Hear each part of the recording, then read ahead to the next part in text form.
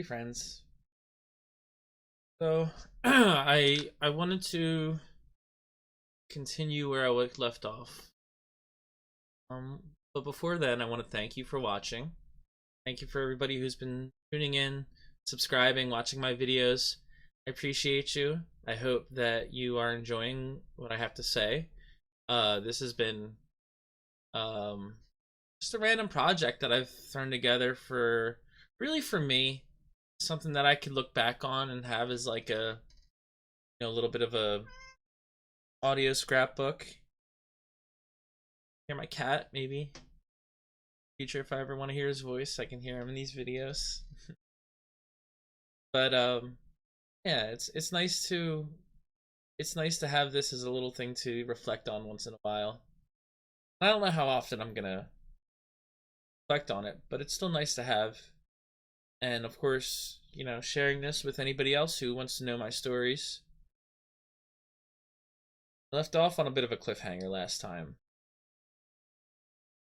I wanted to get into a different story though. I will continue where I left off with the cliffhanger, but first I wanted to kind of talk about my pre-hermetic days. My pre-hermetic days. I In the last couple years before I did that, I worked at a nightclub in Philadelphia as a security guard. It was an interesting position. When I was hired on. Um, the hiring manager slash like night manager, she I think she realized something about me. She realized my adaptability. She too was somebody who is somewhere on the spectrum, and she was able to kind of identify that within me, but she saw my potential, and she said be a chameleon. That's something that I was very good at for a lot of my life, is to kind of be a chameleon, and I didn't understand that at first. Once I um once I learned more about human design, and my role in human design being a reflector, that started to make more sense to me as to why I'm able to be a chameleon. It's because I can kind of adapt to my surroundings, and it's not something that I think everybody has. I've been told it's a learned skill, but it's never been a learned skill for me. It's always just been come naturally for me. So that was something that I was able to naturally do. So as a security guard at this nightclub, it was fun because I got to meet a lot of interesting characters. It was they had like goth nights, punk nights, like hip hop nights. It was everything, really. There was so many cool nights, honestly. It was so many cool, like, not even just nights, just like just different events and stuff like that they did that were fun. And I met a lot of cool people there. Um I enjoyed that job, actually. It was really fun. So when I was working there though, it was for me because I was in my at that time early 30s, like mid to early to mid 30s, and I didn't I wasn't used to that type of scene. I didn't go to too many nightclubs in my 20s. I was with my throughout all of my 20s. I was with my 10-year relationship, and she didn't do much. We didn't do much together. Like, well, I was able to at least escape to conventions once in a while, which honestly I wanted her to come with me. She never wanted to go, unfortunately, but the conventions I was able to go to were at least something I got to do as my own thing. That was nice. But I never went to, like, we never went to clubs. I never went to clubs. We didn't really do that too much stuff, like partying out too much. Once, like, it was like, that's neither here nor there though. Um, so when I had the opportunity to have take a position at this nightclub, it was nice to me because I realized I wanted to kind of uh explore worlds that I've never explored before. You know what I mean? I it's not that, I didn't have a lot of worldly experience. I do, and I did, but there were certain things that I just never got into that I was curious about, and I wanted to try. So I was fortunate enough to be able to do that, and in the experience that I had there, it was fun. It was awesome. I got to learn a lot, meet a lot of people, and see some of the I don't want to say darker side, but definitely like the heavier drug scene, you know, and that just seeing how the people that were there were able to, you know, manage with them, how it made them, kind of act or react, and how I got to kind of, in a sense, get contact highs without getting these highs, and that's not a great way to say it, but what I'm trying to say is, like, I didn't do too many drugs at that point in my life. I mean, I still haven't. There have only been a handful of different drugs that I've tried up to this point, and you know, it was nice to. Yeah, I was like smoking weed. I would take edibles every now and then.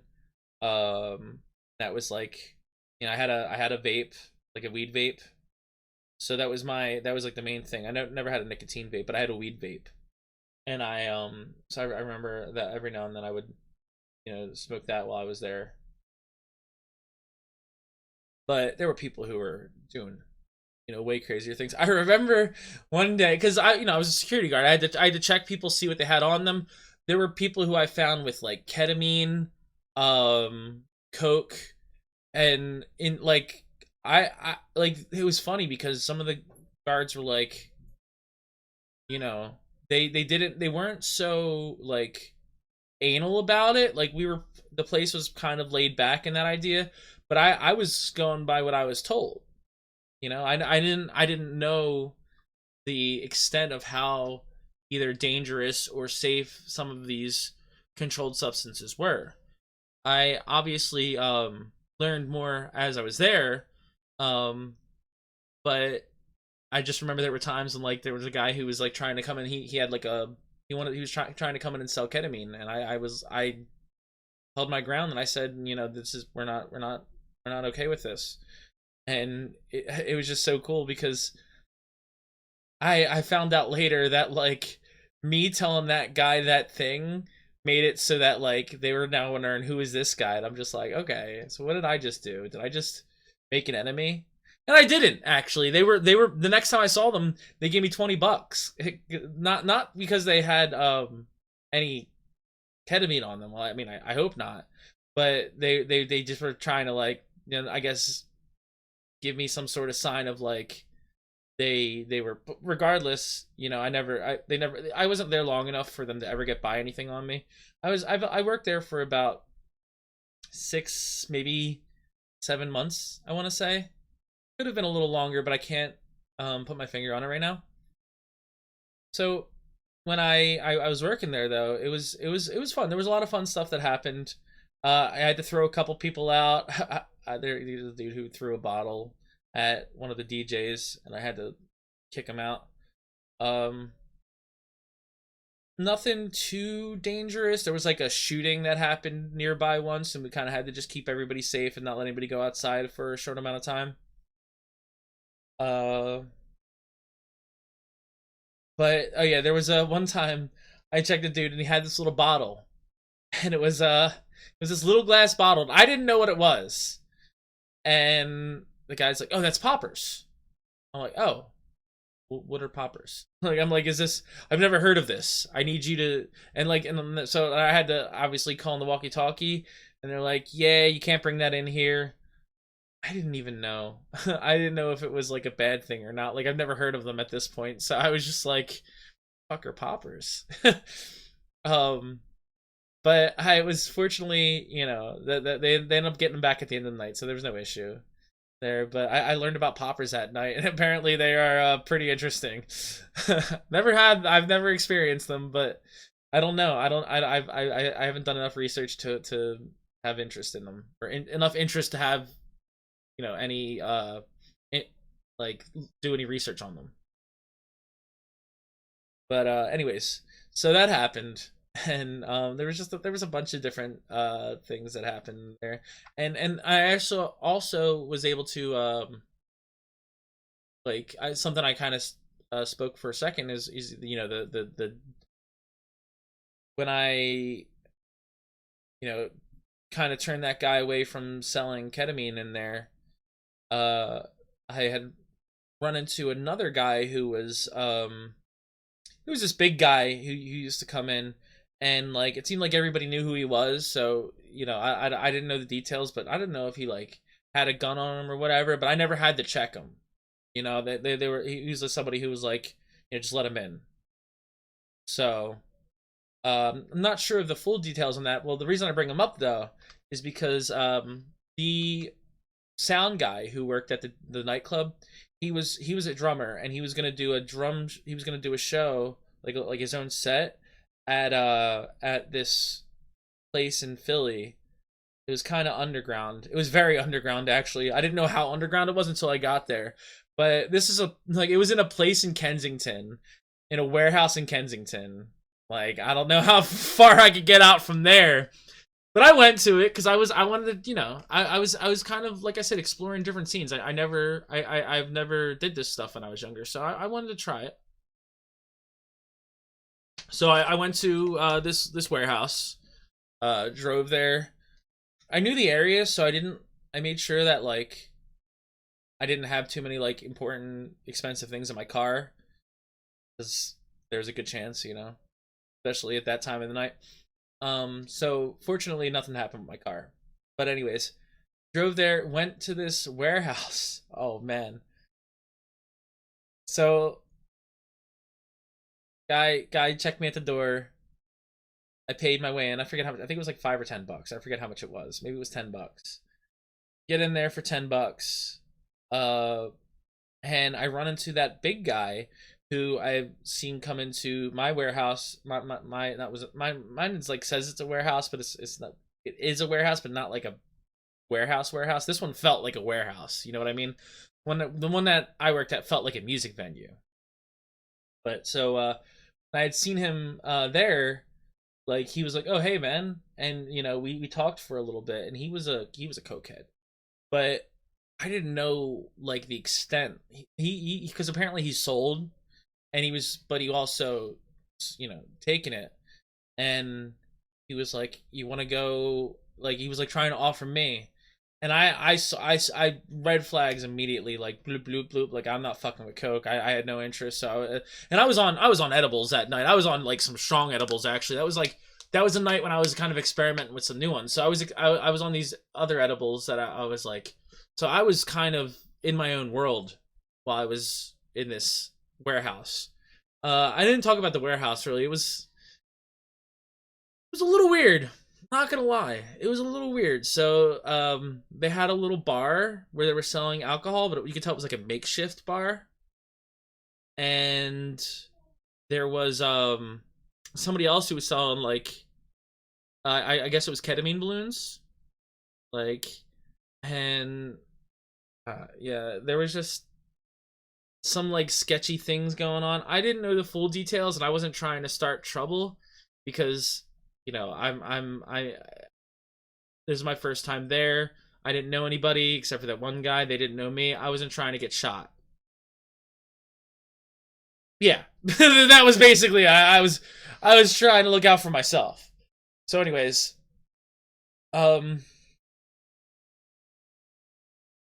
it was like there was some like interesting music. It was fun. It was chill. It was vibing. The drum set was cool. Like like his set was really good.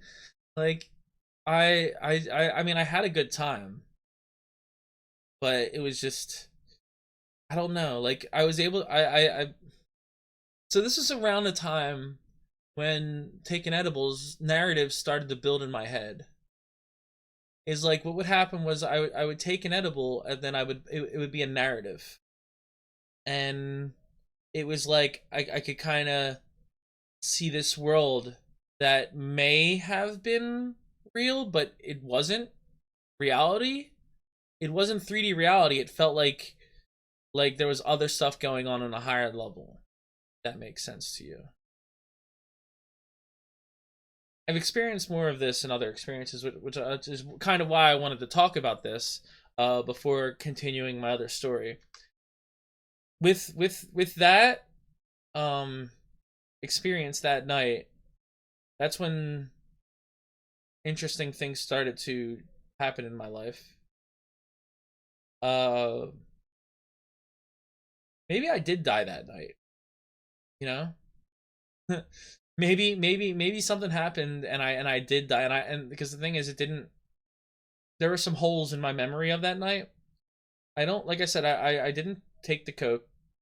I didn't. I wasn't interested in that, and I don't think I took anything else. Um, I did end up getting a drink at the bar,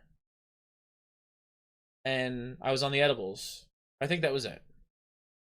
So I don't know. I'm living right now as far as I know. So I guess it was fine. It was okay. But anyways, so that was a fun little excursion.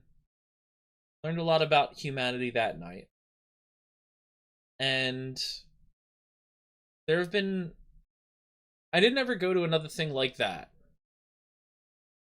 Well, there was another experience that almost happened where I had there was a rave that was going on, and a friend of mine who was a drug dealer, he we were like talking about going, and so one night like it was happening, and then we had another friend who wanted to go. She wanted to go, so I was like, you know what, let's just go. And so we said we're gonna meet the other friend there, and so the drug dealer friend wanted me to drive him, and we had other people who were going, so we were all going together. We had two cars, and we like drug dealer friend has taken some Molly. Molly is an interesting drug, but he took it before we even left his place to go to drive to the rave. And this rave, mind you, was in like it was like in a big giant tunnel in like the woods. You know, those it's like one of those types of raves. And I remember we drove there. I had taken some edibles, and he knew I was taking the edibles as well. And I think he started to secondhand experience the same narrative that I was experiencing in a weird way. Maybe it was in his, maybe like maybe because it's like we all experience our own reality on those higher terms and our own narratives in our head. You know what I mean? And it was raining that night, and he wanted to wait until the rain stopped. Like he showed me the weather app on his phone, and he was like, it's gonna stop raining soon. Once it stops, we can go to the thing. And mind you, this is at like 2 in the morning. The rave was gonna end probably like 4 a.m. I think it was. So we were already late because I had worked that night. I remember I'd worked at the nightclub that night at the place where I worked, where I was security. And I went directly from there to my friend's house, and then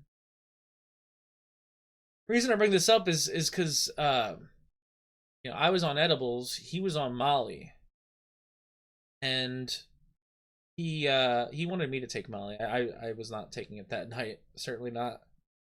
Um, I've never taken it, but I'm saying this. That was not going to be the first night where I was going to take it. I think that was not a good idea. But anyways, oh, that's right. I remember this was the day before Mother's Day, and I'll get to why that's important. But I in the car with him while it's raining, and he starts acting a little strange. Remember we were telling each other stories. That's right, because I had an idea about something that I had told him about, and he was interested in my idea. It's a cannabis adjacent idea, um, and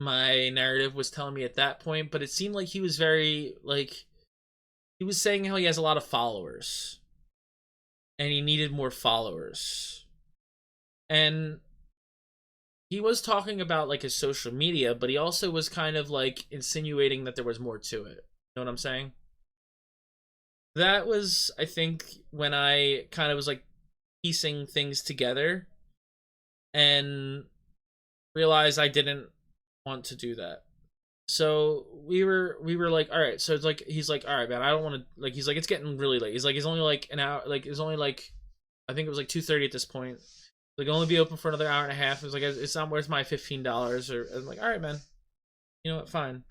Like I was thinking if we got in there, they probably would have let us in for free at that point, or maybe for $5 because it was so late. But he didn't want to even try. So we ended up starting to leave and head back. And at this point,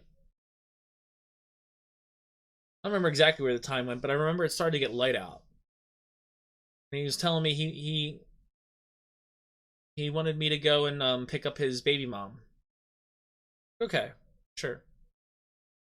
So we pick her up and her kid and their kid and take him to his place where another one of his baby moms are. And he's offering me food. And I don't know. I'm like kind of buzzed out from my edibles and the whole experience that I had. And I remember like he was just like, here, just stay at my place, man. He has me sleep on his chair in the dining room. Get like a it was like a what's it called, like a Barca lounger kind of like so lazy sofa or whatever it's called, love seat, I forget what this thing's, you know, like a recliner, you know what I'm talking about. And we we do that. He, you know, I stay there, I sleep for a bit after eating. I forget, he the food he gave me was good, I'm not gonna lie, but I don't know, I was in my head at that point, like is he trying to put something in my food, like. And I just remember I it was like I ended up sleeping for like a couple hours. I just got out, went back in my car, and just drove home. And I found that he had left a pair of shoes in my car. And I remember I told my friend about it, another friend. And so my other friend was like, you know what? Here's what we'll do. I was like, I'll drive her to your place, and we'll drive my car. You drop off the shoes, and that's what I do. We do that. He's still asleep. The drug dealer guy's still asleep. So I was able to get it, drop off the shoes to his baby mom. Left. Haven't seen him again. But I definitely had felt very culty vibes from that experience. It was something that I not too keen on exactly what happened, and you know, I'm glad I at least got to kind of see through a different lens that night. There was other things going on too. I think he was trying to get our mutual friend, and he was trying to get her involved in his situation, and I realized this is not for me, and I didn't want to bring her into. I didn't want to get her involved with it either. I know he liked her, or he talked about her a lot. Maybe saying liked her is too much, but it was it was weird. It was weird. I haven't interacted with the guy since, and I'm okay. I'm chilling. I'm chilling. I wanted to talk more about, I wanted to talk about the story about me getting to jail, but I think I'm gonna have to put that into another video. I feel bad about it, but I guess you could just skip this video if you really don't care. There's another one coming. Speaking of these videos, I kind of mentioned at the beginning, I am trying something. Like I said, this is a little project that I'm doing. I hope that you enjoy my stories and my musings. There's more to it, and honestly, some of them are gonna probably get a little interesting in I'm feeling the next month or so. More to come on that. But for now, I'm gonna end with a song, as I have been doing. This has been, you know, a something that I like, and I think you'll like it too. So enjoy.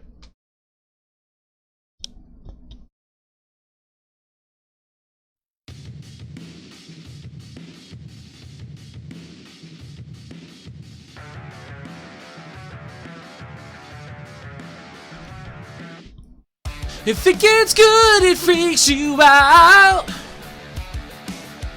You like the darkness, so you ran from better days. Got so good at being down. You're kind of heartless, so you run from better days. Are you happy now? No, it's not too late to change everything you wanna change. I hope one day you'll say you don't wanna run from better days.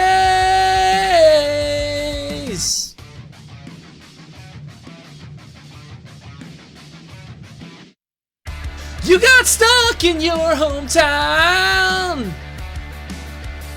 It's so dramatic how you run from better days. I won't let you bring me down. It isn't my fault that you ran from better days. Are you happy now? No, it's not too late to change everything you wanna change. I hope one day you'll say you don't wanna run from better days.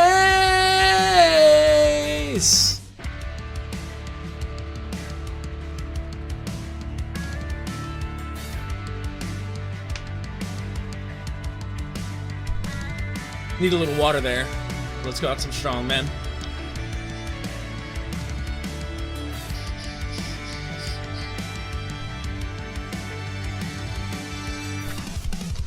No, it's not too late to change everything you wanna change.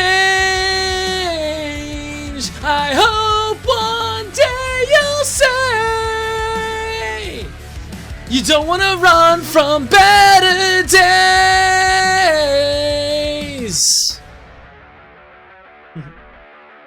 Thanks for watching.